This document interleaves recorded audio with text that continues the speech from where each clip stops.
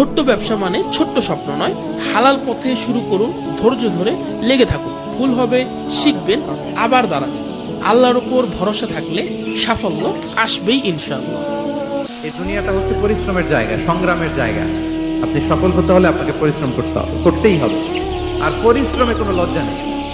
আমি বিভিন্ন আমার আলোচনায় বলি, কাজে লজ্জা নেই। কিসে লজ্জা নেই? আওয়াজ করে বলুন সবাই।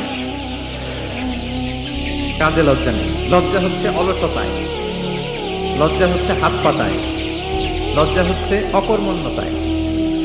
কাজে লজ্জা আছে? লজ্জা কিসে? বান্দা যখন মুখ দিয়ে বলে হাসবুনাল্লাহ, আমার আল্লাহ আমার জন্য যথেষ্ট, এই বলে যখন নিজেকে সঁপে দেয়, তার কি লাগবে ওই দায়িত্ব স্বয়ং নিয়ে নেয় কে? এই পৃথিবীতে বিশ্বাসের দাম বড্ড বেশি।